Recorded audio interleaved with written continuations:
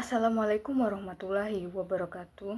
Saya Wulan Sucitra dengan NPM 2459201073. Pada kesempatan kali ini, saya akan menjelaskan hasil tugas saya yang berjudul Sistem Pengaduan Masyarakat Digital. Selanjutnya di sini ada latar belakang. Jadi latar belakang dari pembuatan aplikasi ini adalah karena proses pengaduan masyarakat di lingkungan seperti kelurahan masih banyak dilakukan secara manual, misalnya lewat lisan atau tertulis di kertas itu. Hal ini sering menyebabkan laporan tidak tercatat dengan baik dan sulit dipantau statusnya. Oleh karena itu, saya membuat sistem ini supaya pengaduan bisa dicatat secara digital, lebih terstruktur, dan mudah dipantau. Selanjutnya di sini ada tujuannya. Aplikasi ini bertujuan untuk memudahkan masyarakat dalam menyampaikan laporan secara tercatat. Terus yang kedua, membantu petugas kelurahan dalam mengelola dan menangani laporan. Ketiga, menyediakan rekap dan statistik secara real time atau langsung. 4. Mengimplementasikan konsep OOP secara nyata dalam Python. Selanjutnya, di sini ada penjelasan konsep OOP yang dipakai. Di proyek ini, saya memakai hampir semua konsep penting dalam OOP. Yang pertama itu ada kelas dan objek. Kelas itu ibarat blueprint atau cetakan. Dari kelas, kita bisa bikin objek. Di program ini saya mempunyai 5 kelas utama, yaitu person, itu kelas induk yang isinya data seseorang. Pelapor, itu turunan person, khusus warga yang melapor. Petugas, itu turunan person, khusus petugas pada kelurahan tersebut. Laporan, untuk menyimpan setiap pengaduan. Dan terakhir ada pengaduan sistem, itu untuk kelas pusat yang mengatur semua data. Contohnya seperti P1 itu sama dengan pelapor. Itu artinya saya sedang membuat objek bernama P1 dari kelas pelapor. Dan di sini ada inheritance atau pewaris. Inheritance dipakai biar kelas enggak perlu nulis ulang atribut yang sama. Kelas pelapor dan petugas mewarisi kelas person, jadi mereka otomatis mempunyai nama dan nomor ponsel. Dan di sini ada encapsulation atau enkapsulasi. Di kelas pelapor dan petugas, saya pakai atribut privat yang dipakai tanda strip atau garis bawah. Contohnya itu save strip report. Terus ada save handle. Atribut itu nggak bisa diakses dari luar kelas, jadi lebih aman. Harus lewat getter seperti get report. Selanjutnya ada polymorphis. Polymorphis saya terapkan dengan cara override method getInfo. Person, getInfo itu versi data dasar. Pelapor, versi yang menampilkan alamat dan jumlah laporan. Petugas, versi yang menampilkan divisi dan jumlah laporan yang ditangani. Jadi kalau kita panggil objek getInfo pada objek yang berbeda, hasilnya otomatis berbeda. Itulah polymorphis. Selanjutnya di sini ada penjelasan diagram. Pada diagram pertama yaitu person, di sini isinya data umum seperti nama dan phone.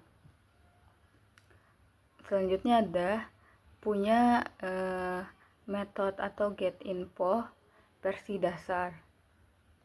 Selanjutnya di sini ada diagram pelapor, itu menambahkan address atau alamat, terus menyimpan data laporan milik pelapor dalam atribut report. Terus ada metode untuk menambah laporan dan mengambil daftar laporan. Terus ada override method get info versi pelapor. Dan ada petugas. Ini menambahkan divisi, menyimpan laporan yang sedang dalam ditangani, bisa tangani dan selesaikan laporan. Override method get info untuk menampilkan info petugas. Selanjutnya ada laporan. Ini mewakili satu laporan pengaduan, punya atribut seperti ID, judul, kategori, deskripsi, status, siapa petugas yang menangani. Terus ada metode get info untuk menampilkan isi laporan tersebut. Dan ada metode update status, itu untuk update statusnya apakah sudah ditangani atau belum. Dan terakhir ada pengaduan sistem. Kelas utama yang menyimpan semua data, laporan, dan petugas. Bisa menerima laporan, tambah petugas, menampilkan rekap, dan bikin statistik. Selanjutnya di sini ada penjelasan coding. Pertama, ada kelas person. Ini sebagai kelas dasar yang menyimpan nama dan nomor HP. Di dalamnya ada metode get info. Kemudian ada kelas pelapor, turunan dari person. Pelapor ini memiliki tambahan atribut address dan report. Reports digunakan untuk menyimpan daftar laporan milik pelapor. Di sini juga ada metode add report untuk menambah laporan. Get report untuk mengambil data laporan. Selanjutnya ada kelas petugas, juga turunan dari person. Petugas memiliki atribut divisi dan handlet. Metode pentingnya tangani untuk proses laporan, selesaikan untuk menyelesaikan laporan. Di sini juga ada validasi. Jika laporan sudah diselesai, tidak bisa diproses lagi. Kemudian ada kelas laporan. Kelas ini digunakan untuk menyimpan data pengaduan seperti ID pelapor, judul, kategori, deskripsi, status, dan petugas yang menangani. ID dibuat otomatis menggunakan counter, jadi setiap laporan mempunyai ID unik. Terakhir, ada kelas pengaduan. Kelas ini berfungsi sebagai pengelola utama sistem. Di dalamnya ada list laporan dan list petugas. Metode yang digunakan tambah petugas, terima laporan, show semua laporan, show statistik. Alur program. Alur programnya seperti pertama, petugas didaftarkan, kemudian pelapor dibuat, lalu pelapor membuat laporan. Laporan masuk ke sistem, petugas menangani laporan, dan status laporan akan berubah. Sekarang kita masuk ke penjelasan output dari codingan tersebut. Di awal, sistem menampilkan daftar petugas dan pelapor yang sudah terdaftar. Kemudian, saat laporan dibuat, akan muncul notifikasi bahwa laporan berhasil masuk dengan ID masing-masing. Setelah itu, pada bagian proses penanganan, terlihat petugas mulai menangani laporan dan status berubah menjadi proses. Kemudian, pada bagian penyelesaian, status laporan berubah menjadi selesai.